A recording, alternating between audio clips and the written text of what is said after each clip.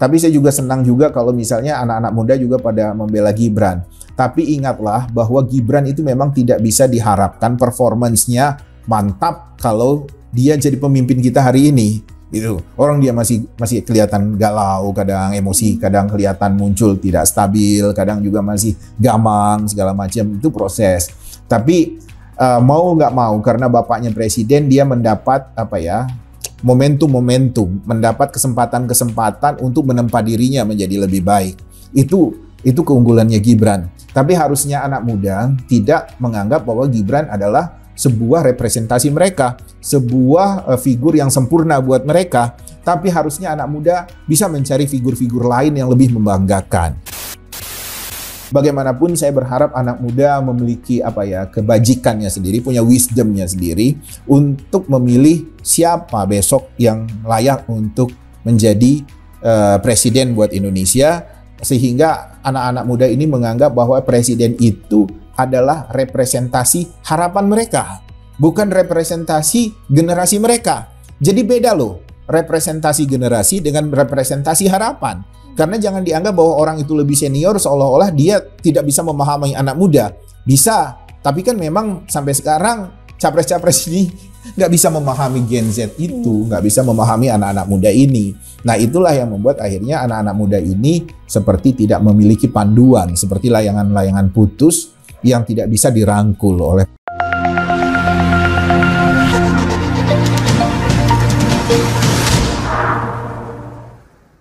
Iya Pak, walaupun memang katanya Gibran ini wakilnya anak muda, tapi kenyataannya kita lihat Gibran ini masih kurang atau belum bisa merangkul anak-anak muda seperti Gen Z ini Pak.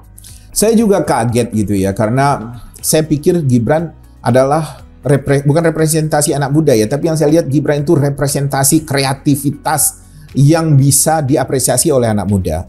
Tapi ternyata tadi kita sempat diskusi beberapa saat, terlihat bahwa nggak juga semua anak muda pro Gibran. Betul. Tidak juga semua anak muda tertarik dan kepincut sama Gibran. There's something wrong gitu ya. Tapi saya juga sebagai orang yang lebih senior dari generasi Z melihat performance appearance, tampilan dari Gibran ini baru sekedar gimmick gitu. Belum pada hal-hal yang bersifat substantif. Nah, ini yang harusnya menjadi tantangan Gibran untuk lebih bicara pada hal-hal yang substantif. Pada saat pidato Gibran pada saat dideklarasikan itu, pada saat mau pendaftaran di KPU, itu bagi saya pidatonya keren. Tapi kenapa tidak diikuti oleh performance yang setara pada saat dia berpidato itu? Balik lagi seperti anak kecil lagi gitu. Sebelum berpidato dihina-hina, ini anak kecil, anak ingusan, pidatonya keren gitu kan. Artinya kan udah dipersiapkan tuh sama timnya. Tapi begitu sudah turun panggung lagi, menghadapi proses-proses selanjutnya, kelihatan anak kecilnya lagi gitu. Nah, mungkin timnya Gibran yang harus bisa lebih menjaga Gibran agar dia bisa diapresiasi oleh generasinya sendiri. Nah, ini seperti yang saya katakan kepada kawan-kawan baik di timnya Mas Ganjar, timnya Pak Prabowo, timnya Anies saya jarang diskusi, tapi saya katakan Gibran seharusnya bisa merangkul banyak pemilih-pemilih pemula. Tapi ternyata nggak sesederhana itu. Saya nggak tahu apakah Mas Gibran kelihatan kurang tangguh, kurang tampan, atau kurang wow, atau kurang kurang greget atau gimana. Saya belum mendalami sampai sejauh itu, tapi yang saya lihat adalah sebenarnya ini peluang buat capres-capres yang lain untuk bisa merangkul suara anak muda. Tapi formulanya sampai sekarang pun mereka nggak kelihatan tuh memperdulikan pemilih-pemilih pemula ini seperti apa. Mereka masih menganggap bahwa pemilih pemula itu nanti juga akan ngikut apa kata orang tuanya. Nah, kemudian juga akan mengikut dengan visi misi calon presiden, mana visi misi yang keren nanti anak muda akan kepincut. Tapi bagi saya nggak sesederhana itu cara mendekati generasi yang lebih muda seperti ini gitu. Iya. Nah Pak, kemudian kan Gibran ini dicalonkan dari Partai Golkar ya Pak. Nah, yang sebelumnya kan Gibran ini menjadi kadernya PDI, tapi pernah mendengar Ibu Puan mengatakan bahwasanya Gibran tidak pernah mengajukan surat pengunduran diri untuk menjadi kader PDI. Tetapi dia mencalonkan sebagai calon wakil presiden dengan partai Golkar. Itu bagaimana, Pak? Ya itu kan bicara tentang strategi politik dan etika politik. Strategi politik, Gibran tidak mau secara terpublish, secara terbuka bahwa dia mundur dari PDI Perjuangan. Karena kalau dianggap mundur dari PDI Perjuangan, ya Gibran bisa dicap pengkhianat. Dia tidak mau dapat cap seperti itu. Jadi dia pamit baik-baik tapi dengan diam-diam. Pamit hanya dengan Mbak Puan. Mbak Puan dianggap bisa merepresentasikan dari Ibu Megawati, Ketua Umum. Kemudian juga Mbak Puan juga bisa dianggap representasi dari para kader PDI Perjuangan. Nah, saya kira apa yang dilakukan oleh Gibran itu adalah sebuah langkah yang cerdas. Karena itu adalah exit permit. Cara dia keluar dari PDI Perjuangan dengan elegan.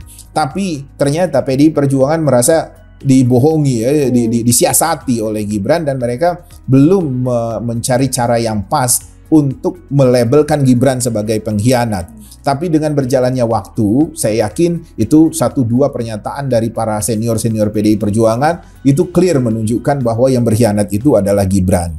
Nah, Gibran pun masuk ke Golkar itu malu-malu. Masih gosip KTA-nya bagaimana, dukungan di-endorse oleh Golkar secara penuh atau tidak, itu masih malu-malu. Tapi saya pikir itu adalah siasat politik agar secara etik itu bisa diterima. Tapi bagaimanapun juga masyarakat kan tidak bodoh. Masyarakat juga punya wisdomnya sendiri, bisa menilai mana yang baik, mana yang tidak. Jadi apa yang dilakukan Gibran, mau tidak mau, Gibran dan Pak Jokowi harus bisa menerima bahwa masyarakat itu melihat ini tindakan yang tidak terpuji.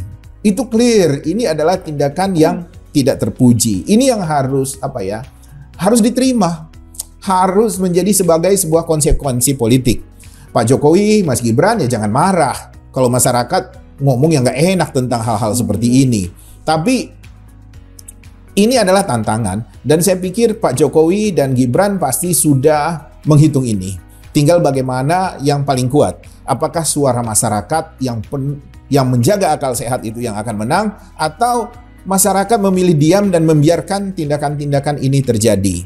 Jadi ini adalah siasat politik agar secara etik mereka tidak mendapat kritik yang semakin negatif, tapi harusnya rakyat juga menyadari bahwa ini adalah langkah-langkah yang harusnya dikomentari dengan rasa yang memang menyesakkan gitu, rasa yang tidak membuat kita tidak nyaman dengan langkah-langkah yang dilakukan oleh seorang anak muda. Ya kan, Mas Gibran itu diharapkan menjadi salah satu figur anak muda yang kita anak-anak muda menganggap dia bisa menjadi representasi mereka, tapi ternyata cara-caranya juga penuh dengan siasat. Nah, apakah anak muda berkenan dengan cara-cara itu? Saya pikir itu terserah anak muda saja. Apakah mau menerimanya atau tidak? Nah, iya Pak. Dan juga ada isu-isu juga jikalau kita memilih Gibran dan terpilihnya Gibran sebagai wakil presiden nantinya Pak. Dan itu sama saja kita memilih Jokowi lagi, yaitu melanjutkan periode Jokowi lagi Pak. Karena katanya ada yang bilang juga nantinya Gibran ini bakal disetir oleh Bapak Jokowi gitu Pak. Ya bukan hanya disetir oleh Pak Jokowi ya, disetir oleh seluruh keluarganya. Disetir oleh adiknya, mungkin disetir oleh ibunya, disetir oleh pamannya yang baik hati itu kan. Nah, tapi saya pikir apa yang menjadi khawatiran kalau Gibran berkuasa, Gibran menjadi wakil presiden, itu kekhawatiran yang beralasan. Dan kita semua harus menghitung ini. Tapi juga kalau dikatakan bahwa kalau Gibran berkuasa itu sama saja memilih Jokowi lagi, ya bisa saja benar, bisa juga tidak. Tergantung bagaimana Pak Prabowo sebagai presiden bisa mengelola ini. Nah, bagaimana Pak Prabowo bisa mengelola ini sampai sebatas mana, itu kita lihat saja bagaimana sikap Pak Prabowo sekarang. Sikap Pak Prabowo dalam fase kampanye ini. Kalau Pak Prabowo tidak terganggu dengan Gibran sebagai beban Pak Prabowo, kalau Pak Prabowo menganggap bisa mengendalikan semuanya, kalau Pak Prabowo bisa tegas sebagai calon presiden dan dia nanti adalah I am the man gitu kan, I am the commander. Itu bagi saya oke. Tapi kalau ternyata Pak Prabowo juga malah orang yang sudah senior malah seperti Ewuh Paku, malah yang kacau lagi kalau berada di bawah bayangan Gibran. Nah, wajar kalau tuduhan-tuduhan bahwa kalau Gibran menjadi calon wakil presiden itu adalah sama saja membiarkan Jokowi berkuasa lagi lewat anaknya. Jadi mimpi 3 periode bisa tersalurkan, mimpi memperpanjang kekuasaan bisa tersalurkan, dan yang lebih wow lagi adalah mimpi membangun dinasti politik itu bisa terwujud. Nah, ini yang harus dihitung betul-betul oleh para pemilih di Indonesia. Karena figur Gibran ini tidak sederhana, figur Gibran ini tidak tidak linier. Figur Gibran ini penuh dengan kepentingan-kepentingan politik, penuh dengan kepentingan keluarga, penuh dengan kepentingan kelanjutan kekuasaan. Jadi, apakah Indonesia mau berubah atau tidak? Ya tergantung dengan pilihan masyarakat besok. Indonesia mau berubah atau tidak tergantung dengan janji-janji calon presiden ini. Indonesia mau berubah atau tidak tergantung bagaimana pemilih melihat komitmen-komitmen yang disampaikan oleh para calon presiden ini. Yang jelas, yang masih pro Jokowi mungkin akan memilih Gibran, dan saya pikir itu sah-sah saja kalau memang betul-betul fanatik seperti itu. Bahkan sekarang ada pembenaran-pembenaran bahwa langkah yang dilakukan Pak Jokowi untuk menempatkan Gibran sebagai calon wakil presiden adalah langkah yang bisa diterima, dan itu sebenarnya hanya pembenaran-pembenaran. Kemudian juga harusnya Gibran juga kalau ada suara-suara sumbang seperti itu harus menjadi sebuah kesempatan, sebuah peluang buat Mas Ganjar, buat Anies untuk bisa mengambil advantage dari fenomena dan dinamika politik seperti ini. Jadi jangan dibiarkan menggelinding terus, tapi akhirnya kita cuma teriak-teriak gitu. Kita cuma nyinyir, tapi kita tidak bisa membangun pemahaman tentang kedewasaan berpolitik gitu. Terutama di Indonesia yang memang kita masih harus punya energi menyampaikan pemahaman politik itu kepada seluruh lapisan masyarakat. Karena masyarakat kita itu cenderung hanya mau menerima informasi-informasi politik yang ringan-ringan. Kemudian masyarakat kita juga masih berpikirannya siapa yang memang jadi petinggi, pejabat, pembesar sekarang ini berarti mereka adalah orang-orang keren. Padahal nggak seperti itu. Di Indonesia ini jadi pemimpin, jadi petinggi, jadi pejabat itu didapat rata-rata dengan cara KKN. Ya kan? Banyak orang-orang cerdas, banyak orang-orang yang punya kompetensi itu tersingkirkan karena dia tidak mau berkompromi. Banyak orang-orang cerdas, banyak orang-orang yang punya kompeten tersingkirkan karena dia tidak mau bersiasat. Akhirnya secara alamiah hanya orang-orang yang gigih saja, orang-orang yang intens saja bisa memperoleh kekuasaan. Dan memang harus diterimalah kenyataan bahwa orang-orang yang berkuasa ini nggak semuanya juga cerdas-cerdas amat, banyak juga yang pas-pasan. Ya kan, misalnya saja karena iparnya berkuasa, dia jadi kepala dinas, karena suaminya jadi bupati, dia besok bisa jadi bupati lagi, gitu-gitu. Tapi kan orang tahu the quality of itu kan, the quality of intellectuality itu dilihat dari bagaimana dia bersekolah, bagaimana dia menempa dirinya, bagaimana dia punya pengalaman, bagaimana dia bisa mengorganisir orang, macam-macam itu. Nah, jadi kalau kita mau bilang bahwa Gibran itu representasi Jokowi, ya bisa saja. Wong di kecil dia diasuh sama Jokowi kok sampai sekarang gitu kan, teman diskusinya Pak Jokowi. Masa mau dibilang Gibran representasinya Anies, kan nggak mungkin.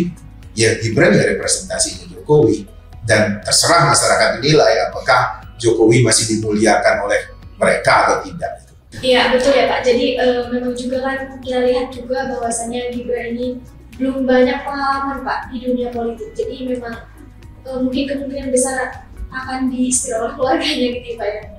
Nah kemudian Pak, pertanyaan terakhir nih, dengan dicalonkannya Gibran sebagai wakil presiden, menurut Bapak untuk capres-capres yang lain ini ada kegelisahan nggak sih Pak, dengan karena juga kan ada isu tentang bahwasannya Gibran ini menggunakan manuver politik gitu Pak? Menggunakan perangkat-perangkat alat-alat negara untuk melancarkan kemenangan buat diri dia. Ya jelas gelisah lah. Mas Ganjar aja kita lihat statementnya sudah semakin keras gitu tentang kepada Pak Jokowi. Bentar lagi pasti Gibran tuh, saya udah hitung nih, Mas Ganjar bentar lagi akan nyerang Gibran nih, pasti bentar lagi.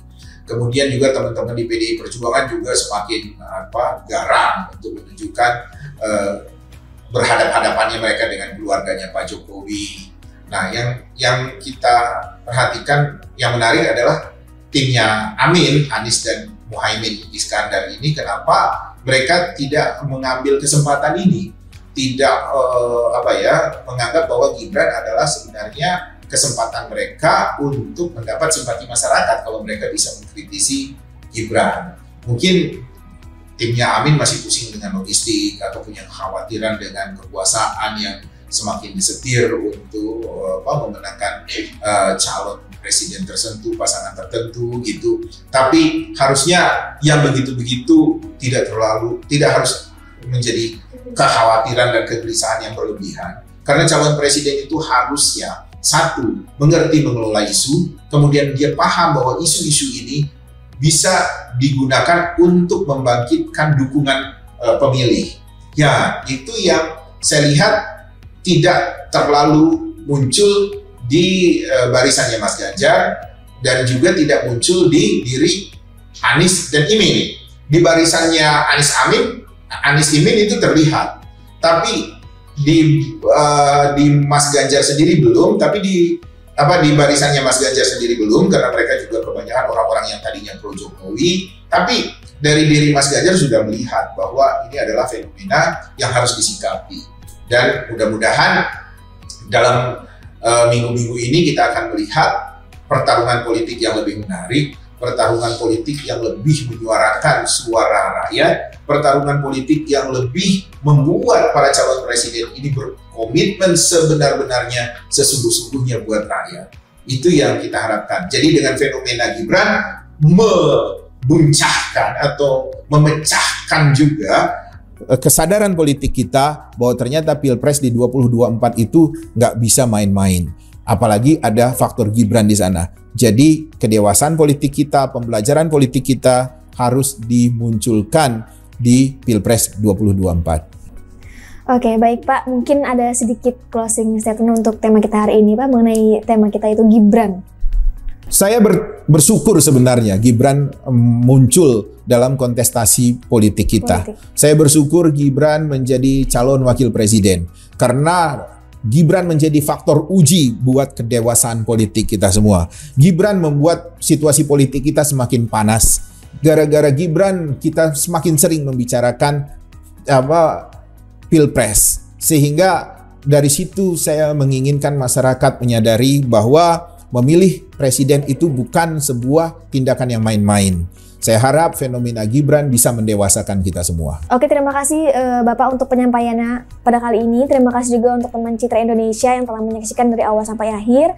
Jangan lupa like, comment, share, dan subscribe Citra Indonesia. Kami jamin Anda menang.